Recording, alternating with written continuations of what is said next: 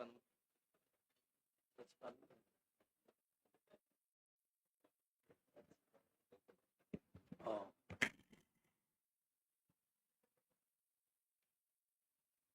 Astagfirullahaladzim. Bismillahirrahmanirrahim.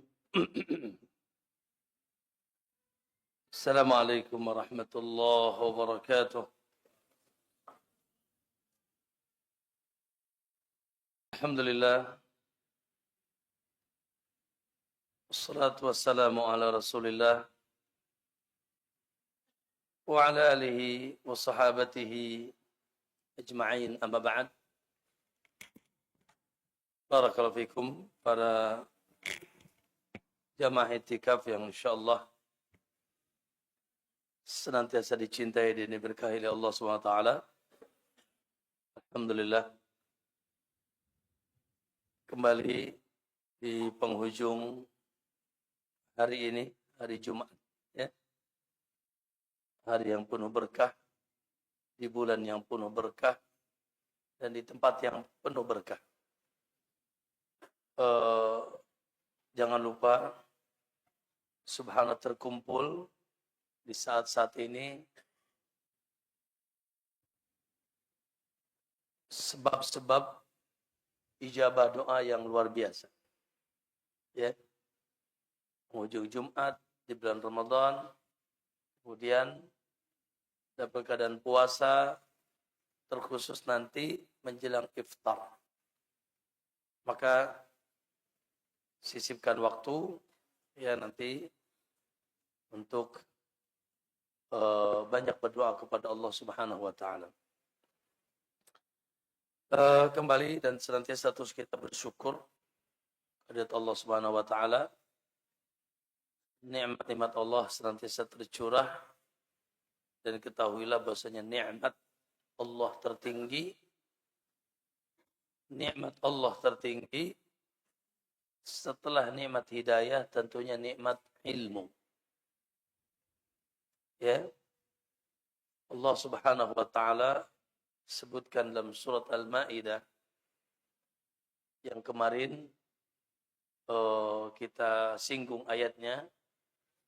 Allah katakan apa? Al-yawma akmaltu lakum dinakum. Ya. Telah kami sempurnakan agama. Alhamdulillah. Telah kami sempurnakan agama. Itu agama Islam. Dan asas, ya Bapak Ibu sekalian, asas hidayah adalah Islam. Asas hidayah adalah Islam. Allah katakan, man yuridillahu ayahdiyahu yashrah sadrahu lil Islam. Siapa yang ingin diberikan hidayah oleh Allah, Allah akan lapangkan dadanya untuk menerima Islam. Masya Allah. Asas hidayah. Nah, kemudian keislaman seseorang ya akan menjadi anugerah yang lebih besar lagi ketika Allah katakan wa atmamtu alaikum ni'mati. Ya. Ayat lanjutan ayat apa? Al-yawma akmaltu lakum dinakum wa atmamtu alaikum ni'mati. Dan telah aku sempurnakan untuk kalian nikmatku. Para ulama mentafsirkan, Pak, Ibu-ibu, aku sempurnakan nikmatku ay al-wahyu. Maksud nikmat ayat ini adalah wahyu. Sempurna wahyunya. Oleh karena itu tidak ada ya kebutuhan lagi akan turunnya wahyu. Al-Quran wahyu penutup. Wafatnya Nabi berarti ditutuplah bab pintu hadis. Wahyu kedua. Nah, Allah ibaratkan Pak Bu, wahyu dengan kalimat apa tadi? Ni'mati, ni'matku. Oleh karena itu dalam ayat yang lain Allah menyebutkan tentang diutusnya Muhammad itu nikmat. Laqad mannallahu 'alal mu'minin. Sungguh Allah telah memberikan nikmat kepada orang yang beriman. Masya Allah. Idh ba'atsa fihim rasulan minhum. Tatkala Allah mengutus ke tengah mereka seorang rasul. Ngapain itu rasul diutus? Yatslu alaihim ayatihi. Di mana rasul itu diutus membacakan kepada mereka ayat-ayat Allah. Wa yuzakkihim. Dan mensucikan mereka. Dengan apa? Wa yu'allimuhumul kitab wal hikmah. Dengan mengajarkan kepada mereka Al-Quran dan Sunnah. Tuh. Ya. Nikmat. Oleh karena itu, Bapak Ibu, yang di depan saya ini siapa? Yang di depan saya ini orang-orang yang sedang berkumpul menerima warisan Qarun apa Fir'aun? Hah? Masya Allah. Kalau bicara warisan langsung aja otaknya emas, perak. Hah? Gitu kan, duit, barang dagangan. Subhanallah.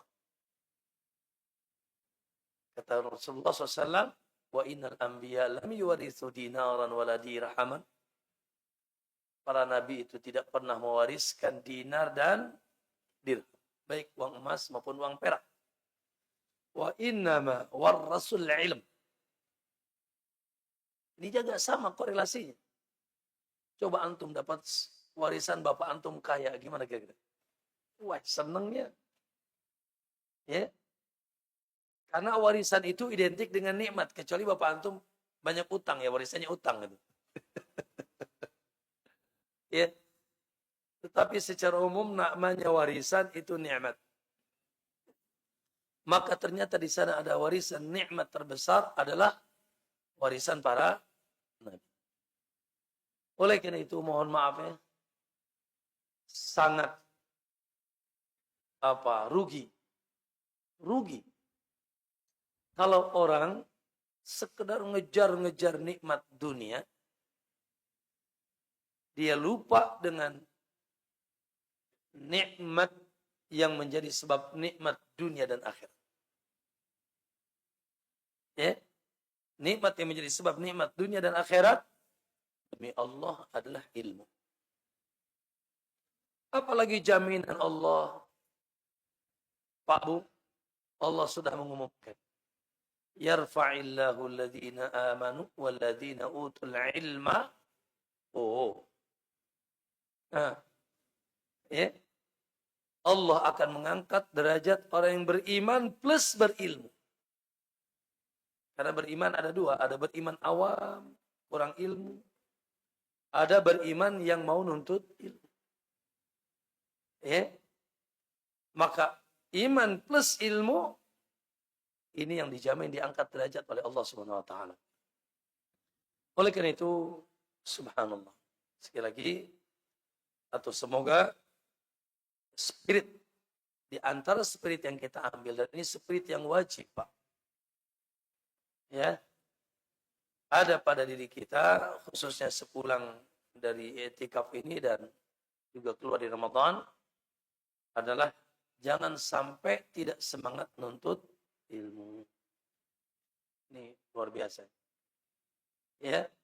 Jangan sampai tidak sibuk dengan ya aktivitasnya masing-masing. Tapi tidak nambah ilmu. Rasul saja Allah perintahkan wa qul rabbi zidni ilma.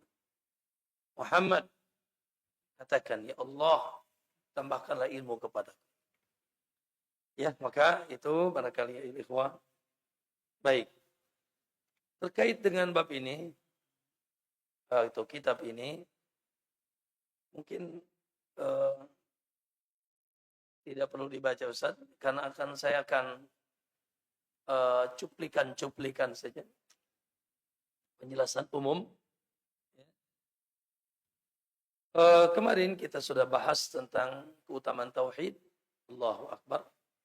Jalan pintas menuju surga. pengaman dari neraka, ya, karena dengan tauhid dosa kita diampuni oleh Allah. Nah, bab selanjutnya, Bapak Ibu, adalah kalau begitu, kewajiban utama kita dalam mengarungi kehidupan agar selamat, utama dan pertama adalah tauhid. Dari mulai dipelajari, apa yang dipelajari pertama kali? Tauhid. Dikuatkan tauhid. Kemudian juga dari sisi aplikasi pengamalan. Ya. Perkara yang paling utama untuk kita tegakkan pada diri kita tauhid. Begitu juga semoga semuanya punya semangat dakwah. Ketika kita dakwah mengajak orang pun, yes kita ajak salat. Yes kita ajak apa? Berakhlak mulia. Yes kita ajak untuk ya bermuamalah yang baik. Tetapi ingat bahwasanya dakwah yang paling utama untuk kita ajak manusia dakwah tauhid. Dakwah tauhid. Tuh, itu prinsip kita. Tauhid, tauhid, tauhid. Makanya para ulama mengatakan at-tauhidu awwalan. Dan itu Allah isyaratkan dalam surat Al-Bayyinah, wa ma umiru illa liya'budullaha mukhlishina lahuddin. Baru wa yuqimus shalah wa yu'tuz zakat. Pertama kali adalah yang Allah perintahkan ibadatuhu, ya, agar kita menghambakan diri kepadanya betul-betul murni tanpa tercampur aduk apa. Ya, sehingga itulah yang dilakukan para rasul. Kita sudah ceritakan panjang dakwah seluruh rasul. Dimulai progres utamanya tauhid dan pertamanya tauhid. Sehingga di sini ada hadis Nabi ketika mengutus Mu'adz bin Jabal ke Yaman. Nabi mengutus Mu'adz ke Yaman. Jadi para sahabat itu Pak diutus, Pak. Ya, tapi setelah berilmu. Jangan diutus belum berilmu. Mungkin jadi jamaah terbalik. Ada jamaah ayo dari masjid ke masjid dakwah cina. Kemarin baru jadi alay, sekarang jadi ustad. Gara-gara ikut jamaah itu. Mau dakwah apa tanpa ilmu? Ya, makanya disebut jamaah terbalik. Ya. Betul Rasulullah mengutus, tapi mengutus setelah berilmu. Ya. Nah, salah satunya cerita Rasulullah mengutus Mu'adz. Kata Rasul, "Hai Mu'adz, sana kau, aku utus kau ke Yaman." Sebetulnya bukan hanya Mu'adz, ada dua, Abu Musa al-Asy'ari. Ini ke Aden, itu ke Son'ah. Ya, kedua daerah. Yang satu ke Aden, yang satu ke Son'ah. Maka kata Nabi, "Faltakun awwala ma tad'u ilaihi syahadatu an la ilaha illallah." Maka hendaknya kau jadikan awal yang kau dakwahkan syahadatu an la ilaha. Dalam riwayat yang lain, ila an yuwahhidullah. Agar orang Yaman yang notabene aslinya Nasrani, Ahlul Kitab. Kita tahu di sana dulu ada Abraha, ada Bilqis, ya. Gitu, itu semuanya orang-orang Nasrani Yaman. Maka jelas di sini ketika Nabi mengutus dai pun, dan ketika seorang para dai diutus, tauhid. Makanya punten kami di pondok ini, ya, dengan izin Allah yang mudahkan teman-teman dakwah mengajak masyarakat ngaji di sini. Alhamdulillah. Saya katakan ke teman-teman, ya, minimal masyarakat sudah paham la ilaha illallah ninggalin jimat, ninggalin wafak, ninggalin minta-minta selain Allah, udah cukup. Ya, itu sebuah prestasi yang hebat. Gitu. Gampang mungkin mereka ya pakai cadar gitu. Ibu-ibu. Gampang mungkin mereka, bahkan gampang mungkin mereka meninggalkan, mohon maaf, ritual-ritual budaya yang tidak ada sunnah, yang sudah melekat banget. Yang sifatnya ritual saja. Ya. Gitu. Masih ada harapan mereka masuk surga kalau ada trouble itu. Tapi kalau ya wafat masih percaya dukun, ya wafat masih pakai jimat, wafat masih minta-minta ke selain Allah. Nah ini yang riskan, naudzubillah. Oke, Pak. Jadi itu ya makanya Imam Syafi'i di sini mengatakan fa'abana Allah menjelaskan annahu faradu alaihim, difardukan atas mereka an ya'buduhu mukhlishina lahuddin. Yang pertama adalah agar Allah disembah dengan murni. Baru setelah itu wa yuqimus shalah wa yutuz zakat. Oke. Kemudian ya di sini kata beliau kita harus, Pak Bu, juga mengenal makna hakiki dari la ilaha illallah. Karena kalau kita bicara tauhid, kalau Bapak ditanya, Ustaz tauhid itu apa sih? Kalau Bapak jawabannya tauhid itu la ilaha illallah, maka itu jawaban 100% benar. 100% benar. Karena bicara tauhid berarti bicara memurnikan kalimat yang satu itu. La ilaha illallah. Semua di bawah itu konsekuensinya. Orang yang la ilaha illallahnya kuat, maka konsekuensinya enggak mungkin wa anna Muhammad Rasulullah-nya tidak. Enggak mungkin dia tidak salat, enggak mungkin dia tidak puasa. Kalau kuat la ilaha illallah. Oleh karena itu Pak Bu, kata para ulama, Imam Ibnu Hajar mengatakan ketika menyebutkan cabang iman itu bercabang-cabang. Paling rendah apa? Menghilangkan duri dari jalan. Ya, itu cabang paling rendah. Tapi iman. Top yang tertinggi la ilaha illallah. Kata beliau, maka la ilaha illallah ini seperti gantungan. Seluruh amalan dalam Islam menggantung la ilaha illallah. Kalau 1, 2 copot ya masih mending. Tapi masanya kalau gantungannya copot kumaha? Ngagubrak kabeh. Kalau gantungannya copot, atau juga Imam Nawawi mengisyaratkan seperti Anda bikin posko.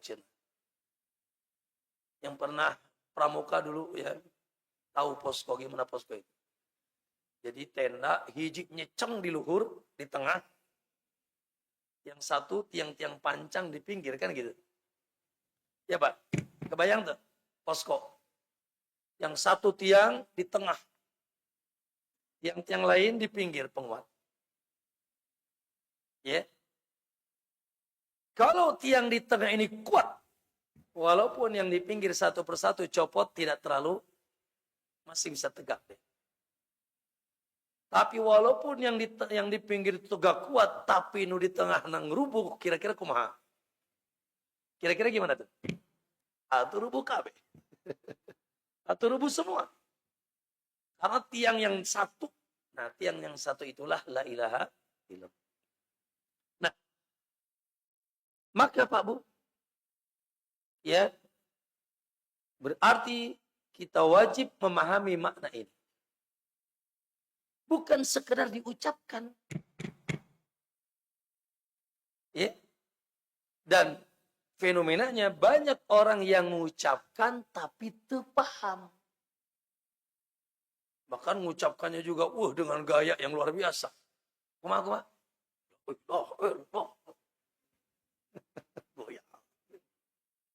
Ya. Gitu. siangnya mengucapkan la ilallah, malamnya ke dukun.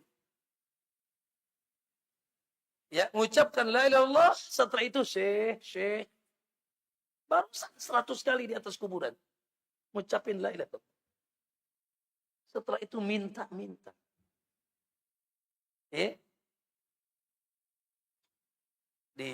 Saya dapat kabar di satu kota, mereka biasa nyembelih kerbau di pesisir pantai. Yang dilempar kepalanya untuk jin di laut. Tapi itu kerbau digiring ke pinggir pantai dengan mengucapkan la ilaha illallah, la ilaha illallah. Musibah. Dan saya sering cerita, saya punya pengalaman pribadi dulu. Na'udzubillah, ya pernahlah kita mengalami masa baheula gitu kan. Sama guru dikasih cincin. Cek guru mana cincinnya ka dia cenah dieusi heula. Diisi dulu kan. Wow, kita senang banget tuh cincin mau diisi kan. Isi bensin kan. Saya kasih tuh cincin. Dapat beberapa hari dia datang, guru itu datang. Semoga Allah kasih hidayah, masih hidup sampai hari ini. Semoga Allah kasih hidayah, nggak tahu ya. Sudah tobat belum dari syiriknya itu. Datang lalu Fakhrudin, nih sudah diisi. Wah, cincin kamu tuh hebat. Ketika diisi ngeloncat. Kodok kali ya. Sudah, kata dia, nggak usah takut lagi. Kemanapun yang penting pakai cincin ini. Allah. Tapi jangan lupa kasih makan. Waduh. Cincin harus dikasih makan. Saya bilang, naon makannya? Apa makannya? Dia bilang, ucapkan la ilaha illallah 3 kali. Musibah. Setiap hari ucapkan la ilaha illallah. Yang diucapkannya la ilaha illallah, praktiknya membatalkan. Musibah. Oleh karena itu, kita harus mengetahui makna yang benar. Bukan sekedar diucapkan. Ya. Pak Bu, saya ingin tanya. Atau kita ingin harus pahami. Dulu orang musyrik di zaman Nabi, di zaman jahiliyah, tidak mau mengucapkan la ilaha illallah. Tidak mau. Kenapa? Karena mereka paham konsekuensinya. Kalau mengucapin la ilaha illallah, kata mereka, Allah ceritakan, idza qila lahum la ilaha illallah yastakbiru. Bila mereka diajak mengucapkan la ilaha illallah, mereka sombong. Mereka tidak mau, yastakbir, tidak mau. Lalu mereka mengatakan apa? Aja'alal alihata ilahan wahidan. Inna hadha la syai'un ujab. Itu kata mereka. Ya, apakah Tuhan-Tuhan kami yang sudah sembah ini yang banyak ini? Ada petekong, ada patung, ada bintang, ada bulan, ada air, ada sene, ada api. Macam-macam. Yang mereka yakini ada jin, ada malaikat yang mereka sambat, ada Isa yang mereka harus pertuhankan. Mereka tidak siap. Kenapa? Karena sang paham bila mengucapkan la ilaha illallah harus aja'alal alihata ilahan wahida. Masa Tuhan-Tuhan kami yang banyak ini Muhammad cuma jadikan satu Tuhan. Orang musyrik Quraisy faham konsekuensi mengucapkan la ilaha illallah adalah meninggalkan semua keyakinan-keyakinan. Sesembahan. Masalahnya dibalik sekarang. Ya. Mau mengucapkan la ilaha illallah tapi gitu. Karena kekurang pahamannya ucapan itu tidak berefek kepada kemurnian tauhid. Tidak berefek kepada kemurnian tauhid. Tadi barusan la ilaha 100 kali. Terus gitu, yang naon cenah ka dia? Mau apa ke sini? Maksudnya ke kuburan tertentu. Ya. Nah, ma'asyar muslimin, maka kita harus memahami makna la ilaha illallah. Dalam hadis, man qala la ilaha illallah. Siapa yang mengucapkan la ilaha illallah. Tapi ada konsekuensinya apa? Wa kafara bima yu'badu min dunillah. Ini konsekuensinya. dan dia mengkufuri, ya mengingkari apapun yang disembah selain Allah. Maka diharamkanlah darah dan hartanya dan hisabnya nanti ya di sisi Allah. Maka Bapak Ibu, oleh karena itu sepakat para ulama, la ilaha illallah. Antum gimana tadi? Salat gak pakai Al-Fatihah, sah tuh? Sengaja nggak sah. Salat tadi sujudnya ngen sekali. Sujudnya harusnya 2 kali sujud, lupa cuma sekali. Sah tidak? Tidak sah. Kalau sengaja tidak sah, kalau lupa dianggap hilang rakaat itu. Contoh antum Allahu Akbar rakaat pertama. Pas ruku, pas sujud, waduh, lupa tadi nggak baca Al-Fatihah. Batalkan, jangan. Teruskan.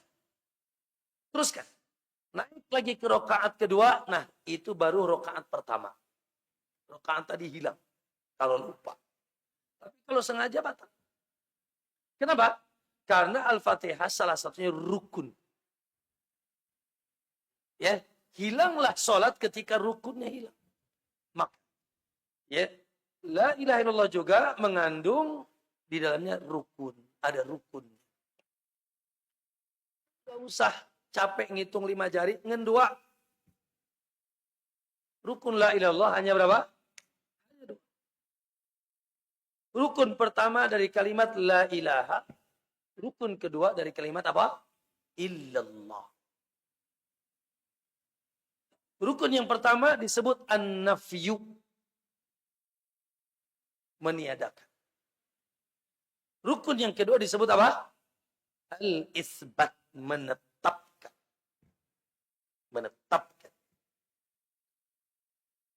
La ilaha itu rukun pertama. An-nafyu. Apa artinya nafyu? Meniadakan. Artinya ya kita meniadakan, tidak mempercayai, tidak meyakini di alam semesta ini ada Tuhan. Ya, yang berhak disembah. Ya, apapun di alam semesta ini tidak ada yang berhak disembah. Tetapi tidak masuk ke dalam an-nafyu ini Allah. Ingat ya? Tapi tidak masuk ke dalam an-nafyu peniadaan ini Allah. Kenapa? Karena kita harus langsung sambung dengan illallah. Illallah yaitu isbat, menetapkan. Maka menetapkan bahwa keberhakan yang disembah, yang berhak disembah hanya Allah. Dan itu ratusan ayat tentang itu. Dzalik dalam surat Al-Hajj, dzalika bi annallaha huwal haq. Yang demikian itu karena Allah lah yang paling hak disembah. Wa anna ma yad'una min dunihil batil, dan apa-apa yang disembah selain Allah apa? Batil. Dan surat Al-Fatihah dalil yang paling jelas. Alhamdulillah. Segala puja bagi Allah. Siapa Allah? Rabbul Alamin. Rabb. Yang sering kita ulang, Rabb memiliki 3 makna besar. Menciptakan, mengatur, dan memiliki. Menciptakan, mengatur, dan memiliki. Menciptakan, mengatur, dan memiliki apa? Al-Alamin. Apa itu alam? Alam adalah segala sesuatu selain Allah. Pak Bu? Jadi, terjemah sederhana alam. Alam semesta. Apa itu alam? Segala sesuatu selain Allah. Berarti segala sesuatu selain Allah diciptakan, diatur, dan dimiliki. Tapi kalau gitu Anda yang berakal. Orang yang berakal. Nyembah yang mana? Yang menciptakan apa yang diciptakan? Yang mengatur apa yang diatur? Yang memiliki apa yang dimiliki? Dijawab langsung, iyyaka na'bud. Kalau begitu, ya, iyyaka na'bud, hanya kepada Engkau ya Allah kami nyembah, beribadah. Itu jawabannya. Yang berakal akan mengatakan apa? Iyyaka na'budu.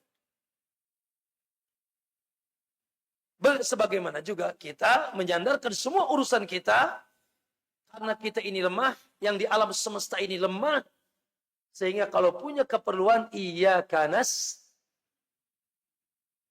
namun rek minta baik ke Allah. Kalau mau minta pertolongan, bersandar as-samad. As-samad hanya Allah. Allahus samad ay alladhi yasmudu ilaihi al-khalaiq, yang seluruh makhluk bergantung kepada dia. Makanya Pak, ya,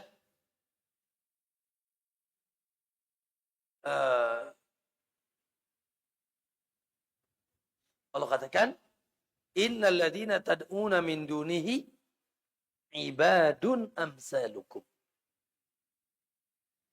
Yang apapun yang kalian sembah selain Allah, itu podo-podo hamba kayak ente juga. Nyembah malaikat, nyembah matahari, nyembah bulan, nyembah bintang, nyembah batu, nyembah pohon. Yang lucu, ada orang bawa sensor, cari apa pohon gede. Terus gitu, susah disensor, tahu sensor tuh? Digergaji. Setelah disensor, dia ngambil pahat, dipahat tuh. Sudah ngambil pahat, dia ngambil cat, dicat koneng. Ya. Terus gitu, waduh, gede tuh, bawalah mobil truk. Lalu setelah itu dibawa ke satu tempat, itu pengulah supaya tidak kehujanan, maka dikasihlah saung. Ya, setelah itu si goblok malah sudah berupa patung disembah. Bahkan dibawakan bekakak ayam. Sesajen. Goblok gak itu? Eta ngaranna otak udang tai dina hulu. La ya'qilun, tidak berakal. Sejatinya patung itu yang nyembah dia. Wong dia yang nyiptain patung. Ini mah dia yang nyiptain, dia yang nyembah. Itu namanya otak udang. Tai kahulu-hulu. Ya, itu. Dulu kita suka digituin tuh. Kalau lagi nakal dia otak udang, tai kahulu-hulu. Ya, otak udang tainya di kepala kayaknya. Enggak bisa mikir. Ya, subhanallah. Maka ma'asyiral muslimin, ya, oleh karena itu, maaf banyak orang yang mengucapkan Allah tapi tidak paham maknanya. Yuk, kalau gitu apa maknanya? La ilaha illallah, la ma'buda bihaqqin illallah. Apa artinya? La ma'buda, tidak ada yang la ma'buda bihaq. Tidak ada yang berhak disembah illallah di alam semesta kecuali Allah. Itu yang benar. Bukan tidak ada yang disembah kecuali Allah. Mohon maaf. Ini terjemah kurang nih. La ilaha illallah, tiada Tuhan selain Allah. Kurang, Pak.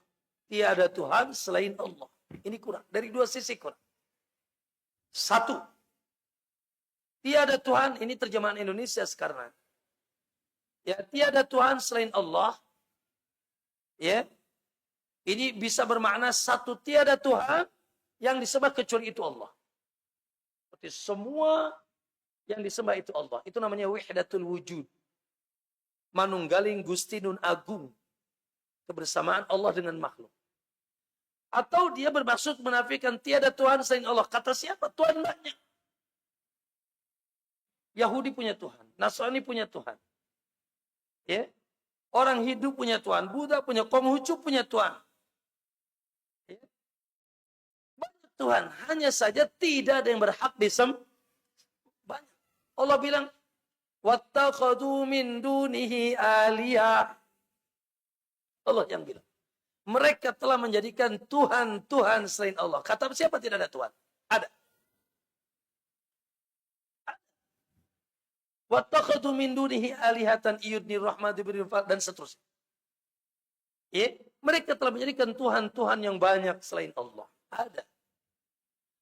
Hanya saja keberadaan mereka dianggap Tuhan, tidak ada satupun yang berhak disembah. Makanya ya, makna yang benar bukan tiada Tuhan selain Allah. Tidak ada yang berhak disembah kecuali Allah. Tuhan banyak, Pak. Yang dipertuhankan banyak. Tapi tidak ada yang berhak disembah. Semuanya batil. Dzalika bi annallaha huwal haq. Yang demikian itu karena Allah lah zat yang paling hak disembah. Dan apa yang kalian sembah selain Allah itu batil. Ada sebagian orang menerjemahkan la ilallah la khaliqa illallah. Kata mereka tidak ada pencipta selain Allah. Betul? Betul tidak ada pencipta, betul selain Allah di alam semesta, betul. Tapi itu bukan makna la ilaha. Kenapa? Karena kalau makna la ilaha illallah tidak ada pencipta, tidak ada yang mengatur alam, tidak ada yang memunculkan matahari dan seterusnya, menghidupkan, mematikan selain Allah, niscaya seluruh orang kafir beriman. Kenapa? Karena keyakinan tidak ada yang mencipta selain Allah, yang mengatur selain Allah, itu keyakinan seluruh manusia, tidak muslim atau kafir sama. Allah katakan, wala in sa'altahum man khalaqas samawati wal ard la yaqulunna Allah fa anna tufakun. Kalau kau tanya siapa mereka, siapa yang menciptakan, memberi rizki, menghidupkan, menurunkan hujan, maka saya kuluna Allah. Orang Nasrani bilang Allah. Orang Yahudi bilang Allah. Termasuk punten yang datang, maaf ya, ke minta-minta ke wali-wali. Ya. Kalau ditanya, emang lu nyiptakan ibu saha? Allah. Yakinna makana Allah. Numere kehidupan siapa yang ngasih? Allah. Cuma tapi jadikan wali-wali ini sebagai peran. Itulah yang membatalkan la ilaha. Jadi, ya, makna la ilaha juga bukan tidak ada pencipta. Karena keyakinan tidak ada pencipta, tidak ada menghidupkan, mematikan, ya, tidak ada mengatur alam semesta ini kecuali Allah, itu keyakinan seluruh manusia. Itu disebut dengan tauhid rububiyah. Tauhid rububiyah kita wajib yakin, namun orang kafir pun yakin. Coba tanya orang Nasrani, siapa yang ciptakan langit dan bumi? Pasti jawabannya Allah. Apalagi orang Yahudi. Yahudi agak kental. Allah. Orang Nasrani Allah. Allah dia. Allah. Orang Hindu, Sang Yang Widi, maksudnya Allah. Semuanya Allah. Termasuk Pak Bu tadi yang pakai cincin tadi, yang pakai jimat itu. Yakinnya sama Allah nu nyiptakan. Tapi dia menduakan keyakinan ada selain Allah yang bisa. Kalau tidak ada keyakinan nggak akan dipakai itu benang hitam di leher. Ya. Dan seterusnya. Maka ma'asyal muslimin rahimakumullah juga bukan makna la ilallah la hakima illallah. Ini penting lagi juga. Kenapa ngebom? Kenapa mengkafirkan saudaranya? Ini salah satunya salah memaknakan la ilaha illallah. Mereka punya tauhid tambahan namanya tauhid hakimiyah. Apa hakimiyah itu? Kata mereka la hakima illallah. Karena ayatnya inil hukmu illa lillah amara alla ta'budu illa iyyah. Ya.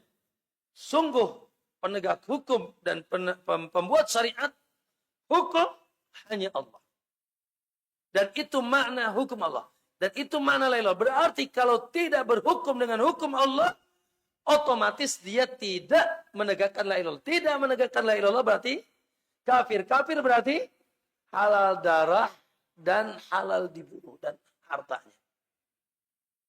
Makanya kelompok-kelompok ini kalau ke mall mereka nggak bayar. Iya. Coba kita tanya, ada di sini XX-nya banyak di sini. Ya, kalau ke mall nggak bayar, kenapa? Karena yang punya mallnya kafir.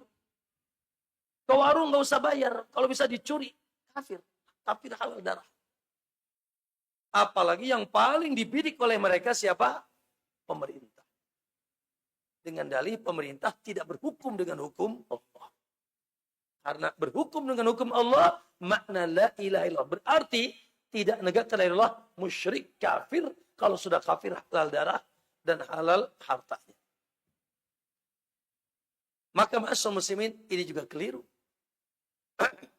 Ya, ini juga keliru. Makanya orang-orang Khawarij, para pemberontak, bugot ketika di depan Ali bin Abi Thalib, ya, mereka mengatakan, ya, nahkumu bil Quran, ya, kita berhukum dengan Al-Quran, tidak ada hukum kecuali hukum Allah. Kata Nabi betul, kata Ali. Tapi kalimatu haqqin yuradu bihil batil. Kalimatnya benar, tapi konsekuensi yang mereka bawa di belakangnya batil, yaitu mengkafirkan pemerintah, mengkafirkan saudaranya, menghalalkan dan saudaranya, ngebom dan seterusnya. Maka ya, oleh karena itu, dan orang yang berhukum dengan selain hukum Allah ini tidak otomatis kafir, Pak. Ya, tidak otomatis kafir. Apalagi mereka masih sholat, ya, masih mengucapkan 2 kalimat syahadat, ya, dan seterusnya, maka tidak satu starata. Tidak semuanya kafir. Bahkan kita lebih berhati-hati tidak mudah-mudah mengkafirkan saudara kita. Ya, gitu. Dulu siapa pimpinan negara yang pernah disolatkan oleh Nabi? Jamaah. Siapa pimpinan negara yang pernah disolatkan oleh Nabi dan Nabi nggak pernah ketemu dia? Siapa namanya? Najasyi. Di mana? Di Ethiopia, di Habasyah. Beliau, Allah sampai diceritakan dalam Al-Quran Najasyi. Wa idza sami'u ma unzila ila rasuli tara a'yunahum tafidu min. Itu Najasyi. Ketika para sahabat hijrah pertama ke Ethiopia, ya, termasuk Utsman bin Affan dan yang lainnya. Lalu Raja Najasyi diperdengarkan beberapa ayat Quran. Wa idza sami'u ma unzila ila rasul. Ketika mereka mendengar apa yang diturunkan kepada Rasul, tara a'yunahum tafidu minad dam'i mimma arafu minal haqq. Subhanallah, mata mereka mencucurkan air matanya karena mereka dengar apa yang mereka dengar adalah sesuatu kebenaran. Masuk Islamlah Najasyi. Tapi tidak ada satupun rakyatnya yang masuk Islam kecuali dia. Hanya rajanya sendiri. Dan ketika Najasyi masuk Islam, beliau tidak turun dari tahta kerajaan. Tetap jadi raja. Pertanyaan. Apakah Najasyi setelah masuk Islam dan tidak turun dari tahta kerajaan, sementara rakyat semua Nasrani, apakah Najasyi menegakkan hukum Allah? Menegakkan hukum Islam? Menegakkan hukum Islam tidak? Tidak. Kalau begitu kafir. Nah, andai kata kafir mutlak, mual disolatkan ku Nabi. Itu contoh konkret. Bahwa tidak berhukum dengan hukum Allah, tidak otomatis kafir. Apalagi negeri kita nih. Masya Allah. Ya. Pertama, insya Allah pimpinan kita banyak yang muslim. Bahkan pucuk pimpinannya semoga Allah jaga. Ya. Sampai kiamat negeri ini tidak dipimpin kecuali oleh muslim. Yang kedua, syiar Islam. Apa sih syariat Islam? Syariat Islam itu la ilaha illallah. Iqamis shalah, ita'iz zakah, shaumi Ramadan, hajjul bait. Di negeri kita masih tegak tak? Jawab. Masih tegak tak? Iya, masih tegak. Salat, Masya Allah, masih bersautan adzan. Puasa, ngabuburit rame. Masih begitu. Euforia, Idul Fitri lihat, paling rame hari raya di Indonesia ini. Ya, sampai mau mudik tiket pun nggak kebagian. Ya, zakat masih pada bayar zakat. Haji, woi. Jadi kalau antum mau anak baru lahir terus daftarkan. Baru berangkat nanti setelah 20 tahun saking antri haji terbesar di dunia dari kita terbanyak. Masih tegak syariat Islam di negeri kita ini. Hanya saja tidak terstruktur, tidak sempurna, ya. Namun masih tegak syiar Islam di negeri kita. Ya oleh karena itu, ya kelompok-kelompok sempalan yang mudah mengkafirkan saudaranya, bahkan subhanallah di luar kelompok mereka kafir. Subhanallah. Di luar kelompok mereka kafir. Dan itu banyak. Banyak. Ya di negeri ini banyak. Bahkan di daerah kita ini Pandeglang ini banyak. Ada. Kelompok yang ya mengkafirkan saudaranya. Dari mana dasarnya? Dari mereka salah satunya memaknai la ilaha illallah. Dengan asumsi tidak ada hukum kecuali hukum Allah. Oke. Maka sekali lagi makna la ilaha illallah yang benar apa? La ma'budu bihaqqin illallah. Oke. Bapak Ibu. Kalau kita sudah tahu. Di sini bab al-khawfu minasyirki wa annahu a'dham min huquqil ibad. Bapak Ibu, subhanallah.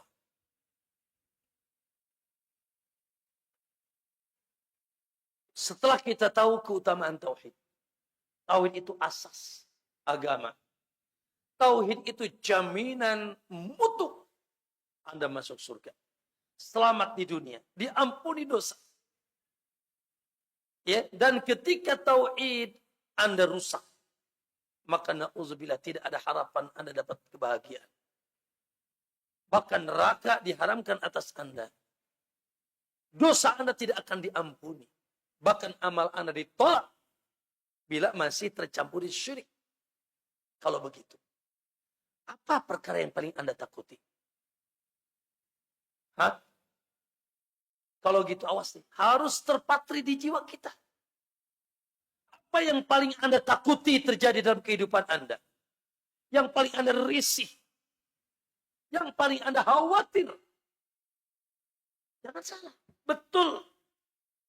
Kita begitu benci dengan zina, benci dengan khamar, benci dengan riba, korupsi. Betul. Tapi ingat itu hanya hak-hak hamba yang didolimi. Perhatikan, ada hak hamba, ada hak Allah. Ya. Perbuatan-perbuatan yang kita maksiat, yang sekarang kita ya begitu kita ketika dengar korupsi, ketika dengar apa? Judi online, ketika dengar LGBT, ketika dengar prostitusi, bla bla bla, betul harus marah. Tetapi kok santai saja. Ketika ada batu masih dituafin. Kok santai saja. Ketika jimat masih didagangkan. Kok santai saja. Ketika ada ya tempat-tempat tertentu yang didatangi lalu disambat-sambat namanya dari wali-wali soleh. Ketika hak manusia Anda begitu marah. Tapi ketika hak Allah didolimi Anda slow made, maka maaf Anda sudah terbalik. Betul harus marah, tapi lebih dahsyat lagi marahnya ketika hak Allah yaitu diabaikan. Maka untuk diri kita yang paling wajib kita takuti adalah jangan sampai na'udzubillah ada kesyirikan di tengah kita. Ya. Sebagaimana juga semoga tidak ada dosa besar di tengah kita.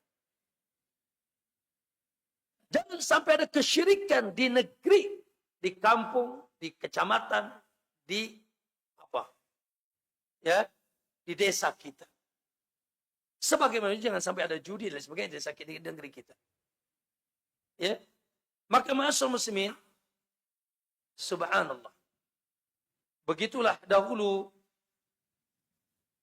Nabi Ibrahim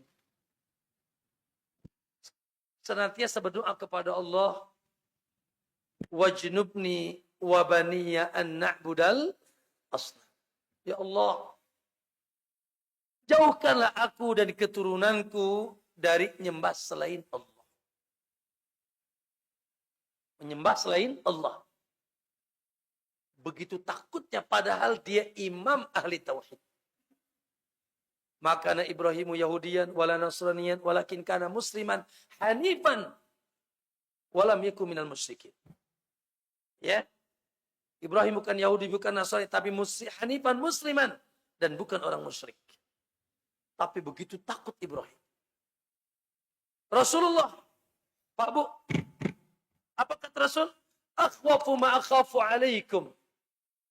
Yang paling aku takutkan terjadi pada diri kalian, asyirkul asghar, syirik kecil. Qalu wa ma hiya Rasulullah?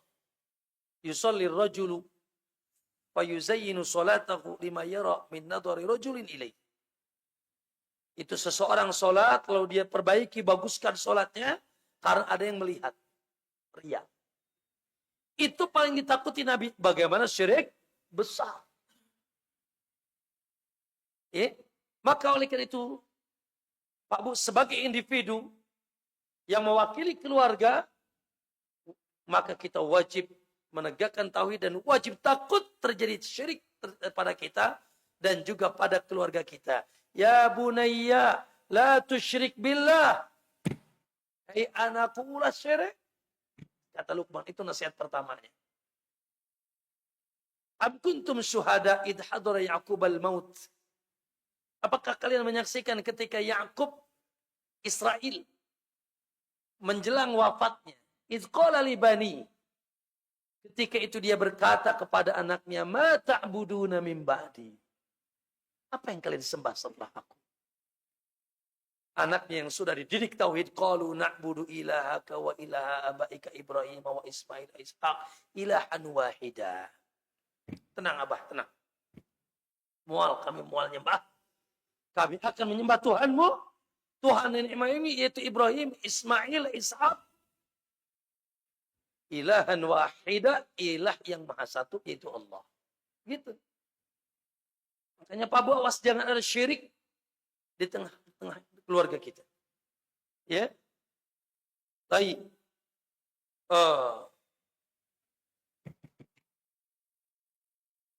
Nabi pernah mengutus Ali menjadi pemimpin di satu kaum.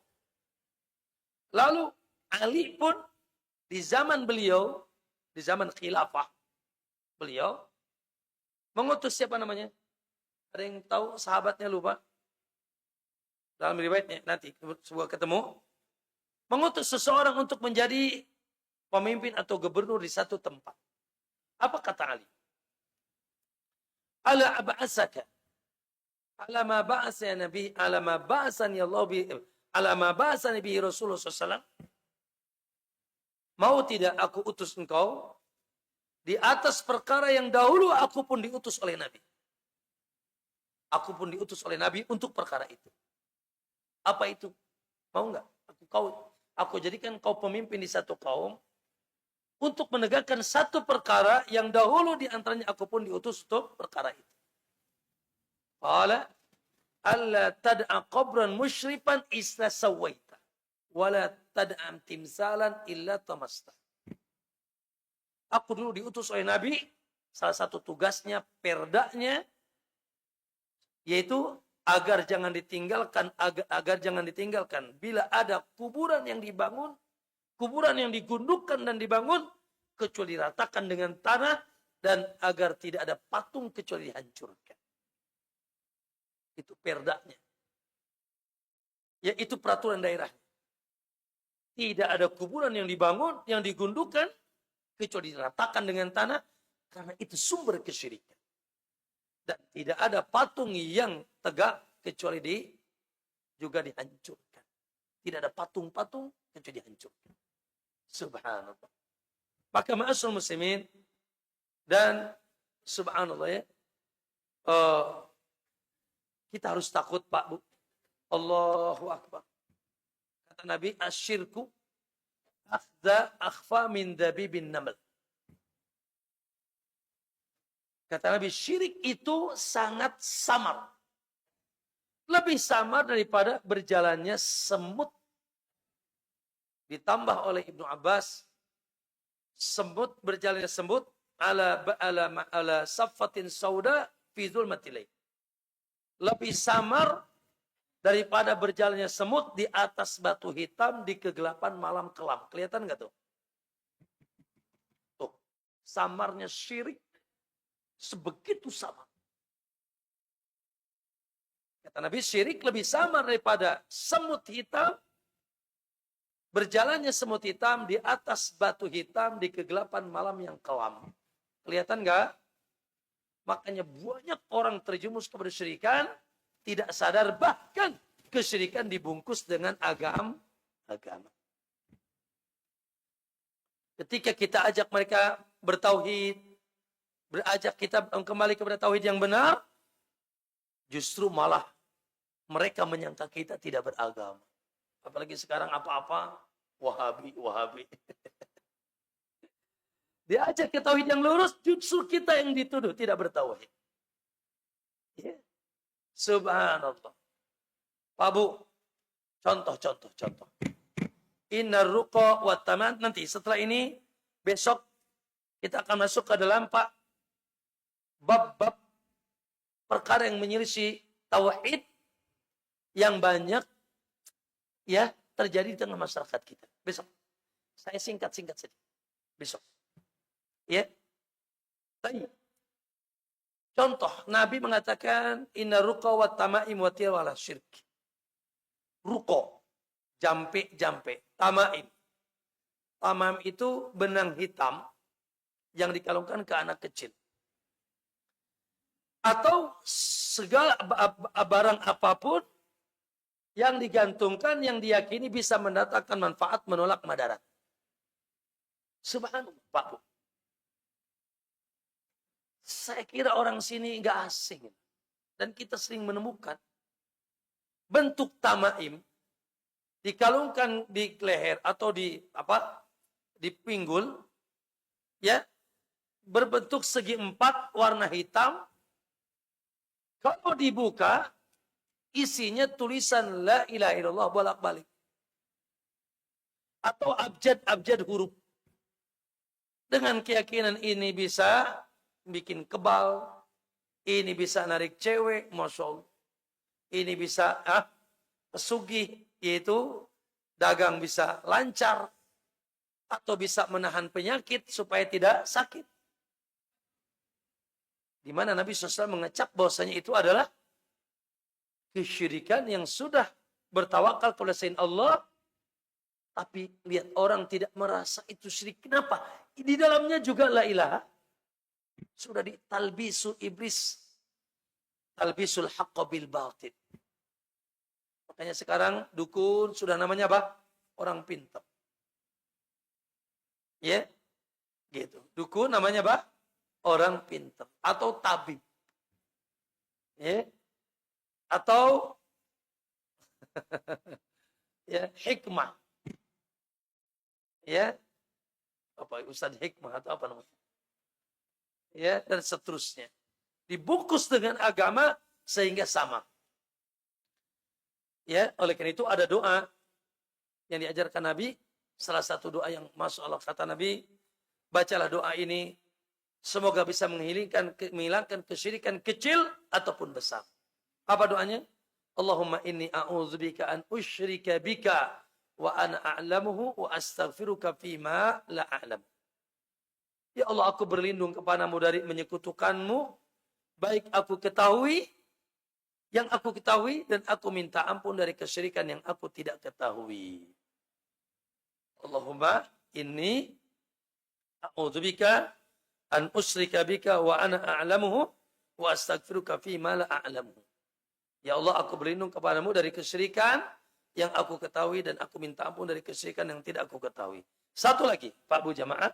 Maka kesimpulan, kata beliau, inna dina huwal inqiyad wal qabulu tam wa ikhlasul ibadah. Nih kesimpulannya.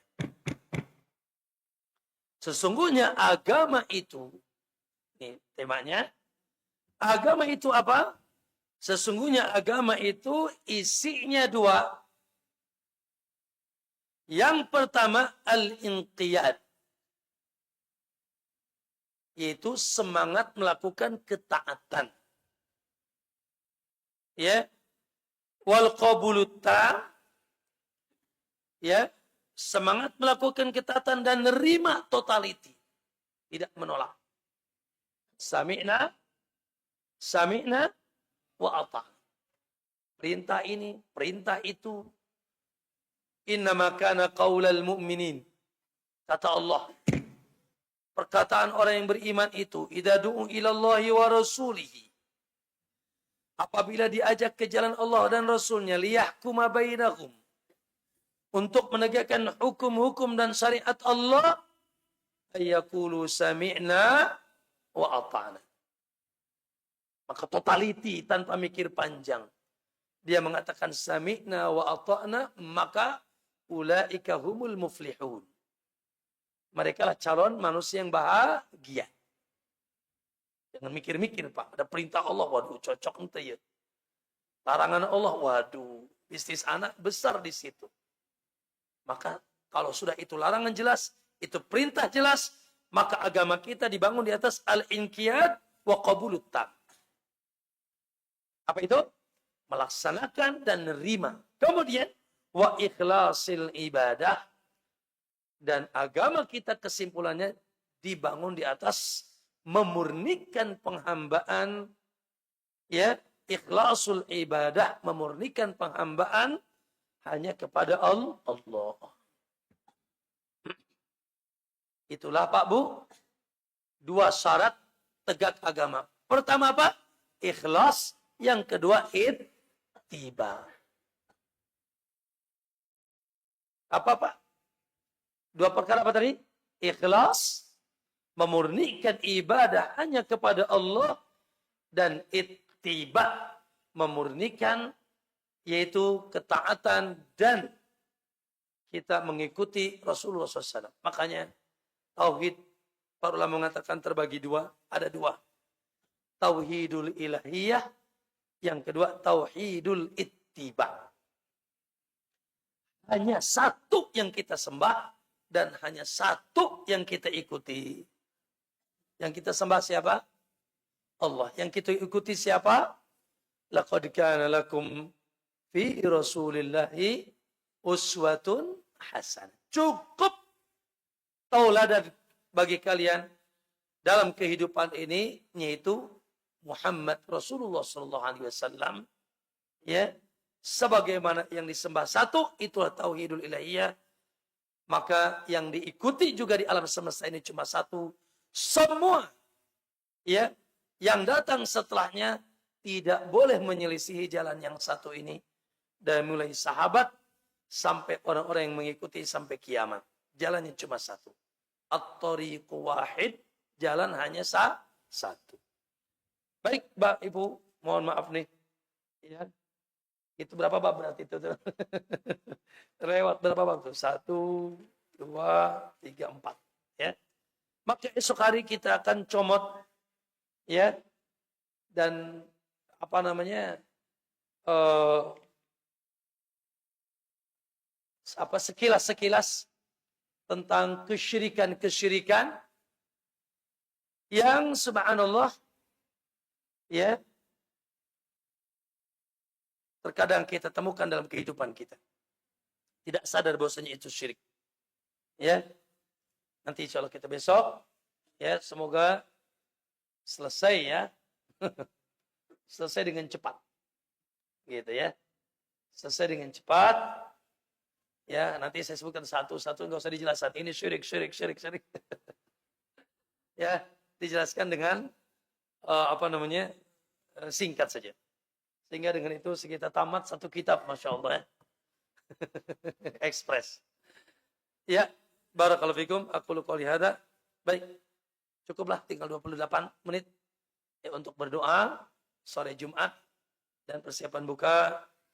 Aqulu qouli hadza wa sallallahu Muhammad subhanaka Allahumma wa bihamdik. Asyhadu an la ilaha illa anta astaghfiruka wa atubu ilaik. Assalamualaikum warahmatullahi wabarakatuh.